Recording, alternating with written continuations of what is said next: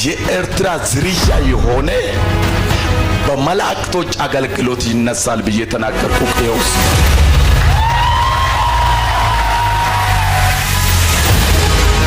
የእግዚአብሔር ሰው አፖስትል ኮርሳ በዳዳ ይባላል። ትልቅ የእግዚአብሔር ሰው ነው። ሁሉ ጊዜ ለወንጌል ሳክሪፋይስ የሚከፍል ሰው።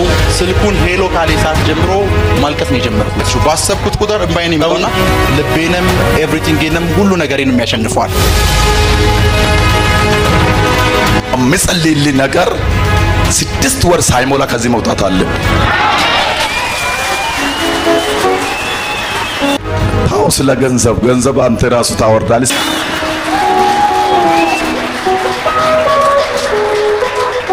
ሰላም ለእናንተን ውድ የቻናል ቤተሰቦች ሰላማችሁ ይብዛ እንላለን። ዛሬም ጥቅምት 9 2018 ዓ.ም በአዲስ ርዕስና መልእክት ወደ እናንተ መጥተናል። ይኸው ሐዋርያው ኮርሳ በዳዳ ከኤርትራ ምድር የመላእክትን አገልግሎት የሚያገለግል ወጣት ይነሳል ብሎ ከዓመታት በፊት ያስተላለፈውን ትንቢታዊ መልእክት ሲሆን ሐዋርያው ኮርሳ ይህም መልእክት ዛሬ ተፈጸመ፣ ይህንን ነብይ ነው እግዚአብሔር ያሳየኝ በማለት ሕዝብ መሃል ማን እንደሆነ የተናገረበትና ያጸናበትን እንዲሁም ትንቢቱ የተነገረለት ነብይና ትንቢቱን የተናገረው ሐዋርያ የተገናኙበትን ሙሉ ቪዲዮ ለዛሬ የመረጥነው መልእክት ነው። ይህንን ቪዲዮ እስከ መጨረሻው ይመልከቱ። ለቻናሉም አዲስ ከሆኑ ሰብስክራይብ በማድረግ ቤተሰብ ይሁኑ እያልን ወደ መልእክቱ እንሄዳለን። ኢየሱስ ጌታ ነው። የእግዚአብሔር ሰው አፖስትል ኮርሳ በዳዳ ይባላል። ትልቅ የእግዚአብሔር ሰው ነው። ትልቅ የእግዚአብሔር ሰውነቱንና ውስጡ ያለውን ፖቴንሻል ያወቅኩት ያው እግዚአብሔር ምስክሬ ነው። ሳላቀው ዴይሊ የማስበው የእግዚአብሔር ሰው ነው። ሳላቀው አንድ ቀን ፊቱን አይቻላቀም። አንድ ሴት ናች ለ2 ደቂቃ ስለሷ አወራችኝ። አፍተር ዛት ባሰብኩት ቁጥር እንባዬን ይመጣው። ያው በያው እግዚአብሔር ፊት ነው የምነግራችሁ። ባሰብኩት ቁጥር እንባዬን ይመጣውና ከ2 ቀን በፊት አንዲት ልጅ ሊንዳ እግዚአብሔር ይባርክሽ በስልክ አስተዋወቀችን ከሱ ጋር እና በስልክ ያስተዋወቀችን ሰዓት ስልኩን ሄሎ ካለ ሰዓት ጀምሮ ማልቀስ ነው የጀመርኩት። ቢኮዝ ሁሉ ጊዜ ለወንጌል ሳክሪፋይስ የሚከፍል ሰው ልቤንም ኤቭሪቲንግንም ሁሉ ነገሬን የሚያሸንፈዋል።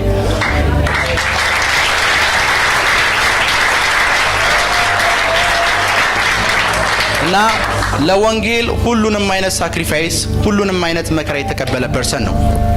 ኢየሱስ ጌታ ነው። ሁሉንም አይነት ሳክሪፋይስ ሁሉንም አይነት መከራ የተቀበለ ሰው ነው። አፖስትል እጅግ በጣም እንወዳለን።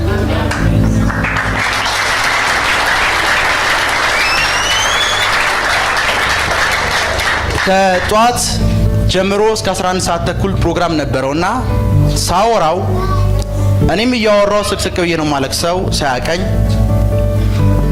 እሱንም ሳወራው ስቅስቅ ብዬ ነው ማለቅሰውና አንድ ፕሮሚስ ገባል። ፕሊዝ ጉባኤ ብትመጣ አልኩት። ቢኮዝ በረከታችን ነህ።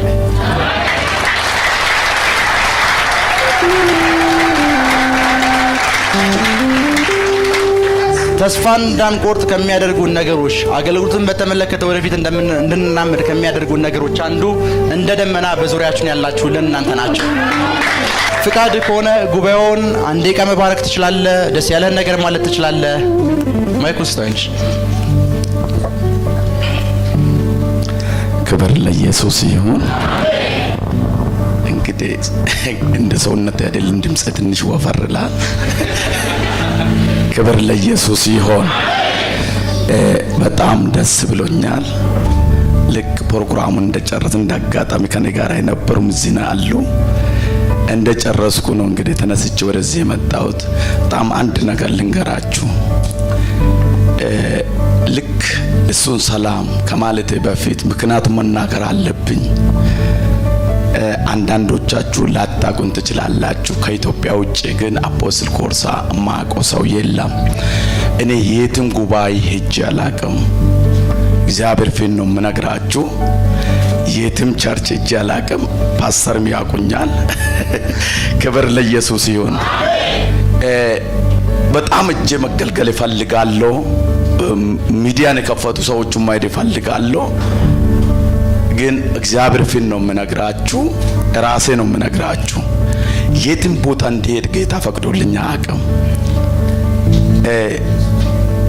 ልክ እቺ ብላቴና አንድ ነገር ነገረችኝ መናገር ስላለብኝ አንድ ቀን እንዲህ አለችኝ፣ በጣም እግዚአብሔር የሚጠቀምበት አንድ ነብይ ተነስቷል አለችኝ። የት አካባቢ? 22 አካባቢ። እሺ አልኳት። ከዛ ሲጠይቃት ምንድነው የሚያደርገው? ቻርጀር ያደርጋል አለችኝ። ቆይ በደንብ ስሙት።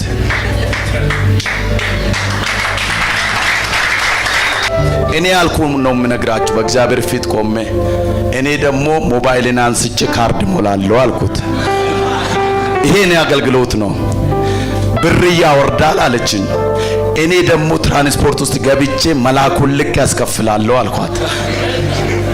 ይሄ ነው አገልግሎት ነው።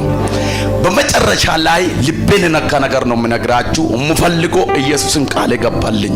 በመጨረሻ ዘመን አንድ ሰው እዚህ ጋር ወጥቶ መሰከረና ከሶማሌ ይሁን ወደ ጅጅጋ አካባቢ መስመር ይመስለኛል ባልሳሳት፣ አዎ አንድ ሰው አርብ ሞቷል ብሎ መሰከረ። አመጣችና ሰጠችን። አየሁት። እንዲህ ነው አልኩት፣ እግዚአብሔር ሆይ ሌላ ሰውም ለካ አለ።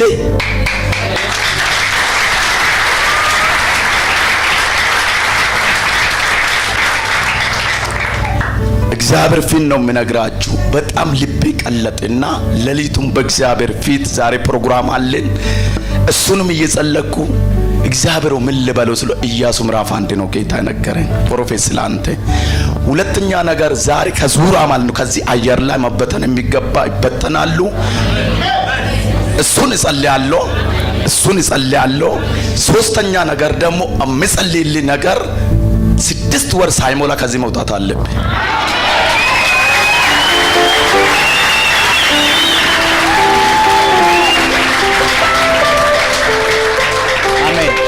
እነዚህ ነገሮችን ከእግዚአብሔር ዘንድ ይዤ መጥቻለሁ። ሁላችሁም ምስክር ናችሁ።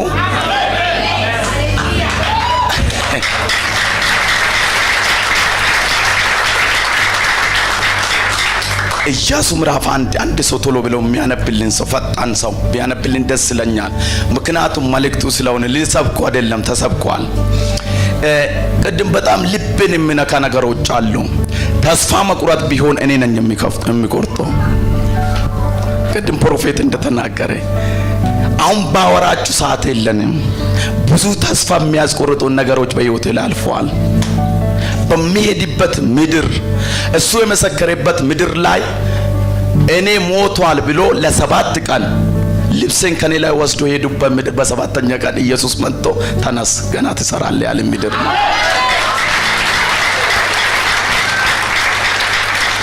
የኔ ራብ አንድ ነገር ነው።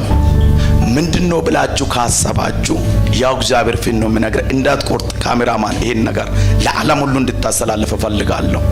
ዓለም ሁሉ እንዲያውቁ እፈልጋለሁ። ምክንያቱም ያውቃሉ። እኔ የሚፈልገው ሐሰተኛ ነቢያቶች በአጋንንት የሚሰሩ ወደ ቤታቸው መመለስ ነው።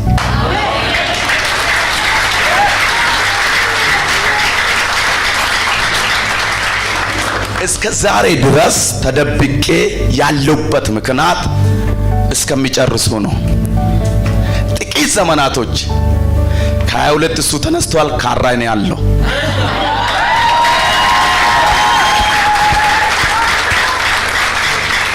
አሜን።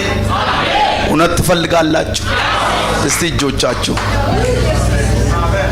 እሺ አንድ ነገር ልንገራችሁ። እውነት ፈልጋችሁ ከመጣችሁ ቤታችሁ ሁሉ ሙሉ ነው።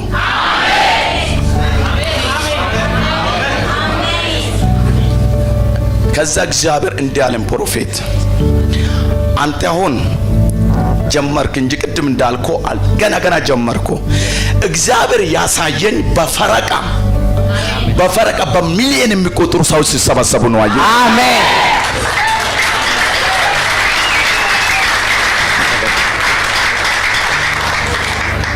ታው ስለ ገንዘብ አንተ ራሱ ታወርዳለህ። እሱን ታውት ገንዘብ ሌላ ቦታ እባካችሁ ስጡ የሚባለው አንተ ጋር ስጡ አይባልም። ሲጀመር በነገራችን ስጡ የሚባል አልወድም እኔ። እንዳትቆርጥ እንዲህ ነው የምታስተላልፈው። እፈልጋለሁ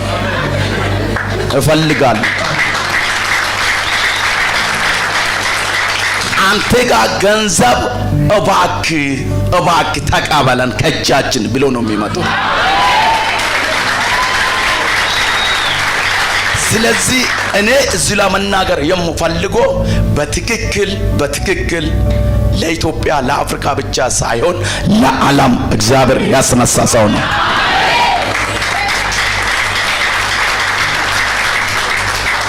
ቃል ትገባለህ አትቆርጥም አይደል? ምክንያቱም እኔን የሚያውቁን ከኢትዮጵያ ውጪ ነው። ታው በቃ አሁን በቃ ወጥቷልስ። እውነት ነው የምፈልገው እኔ በፌስቡክ በምናምን የሚቀበጣጠሩ በሙሉ ወደ ጓዳቸው ይገባሉ። እኔ በእግዚአብሔር ፊት የምናገረው ምናልባት ከኢትዮጵያ ውጪ ያላችሁ ኮርሰን የምታውቁ እኔ እግዚአብሔር ሰምቻለሁ። ይሄ ትክክለኛ ሰው ነው። መጥፎ ስም አታውጡለት።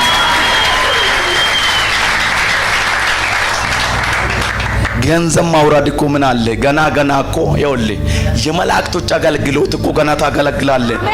እኔ እኮ እሱ ነው የምጠብቀው። አንተም ገና የመላእክቶች አገልግሎት ትራንስፖርት ሳትጠብቅ ስልክ ስደው አሜሪካ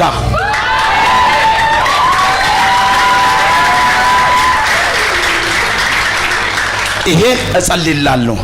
ሌላ እግዚአብሔር የነገረኝ 4 ሰዎች ቁጭ ብሎ ስለ አንተ ጉዳይ ሲወያዩ አየሁት። ከዛ አባት እንዲህ አለኝ፣ ዛሬ የመጨረሻ ለ4ቱም ሰዎች ማስጠንቀቂያ እሰጣለሁ ነው አለ።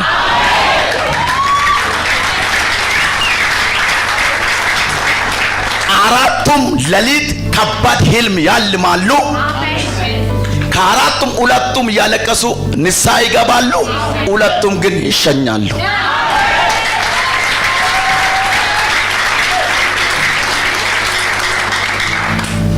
በጣም ደስ ብሎኛል። እምለው ነገር የለኝም። አሁንም ደግሜ እላለሁ፣ እስቲ ከኤርትራ ምድር የመጣችሁ እስቲ ቁሙልኝ። ከኤርትራ ምድር ላይ መጣችሁ እንኳን ደስ አላችሁ።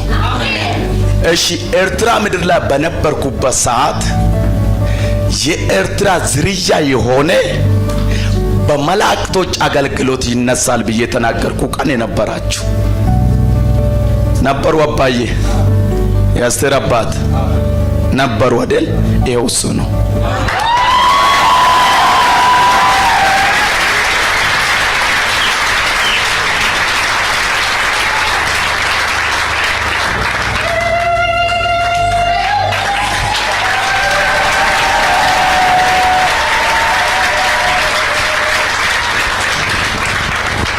እግዚአብሔር ፊት ነው የምነግርህ።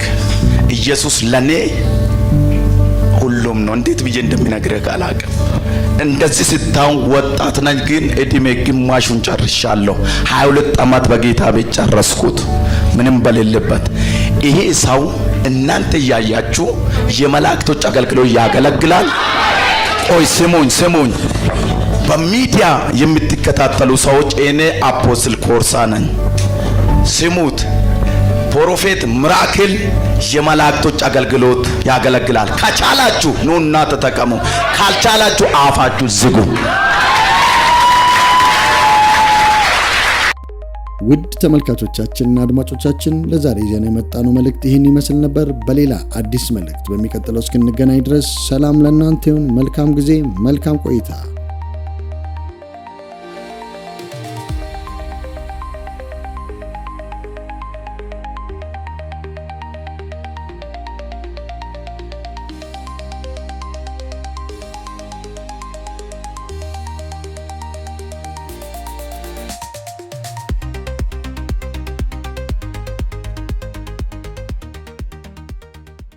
ውድ ተመልካቾቻችንና አድማጮቻችን ላይክ እና ሰብስክራይብ ማድረጎን አይርሱ።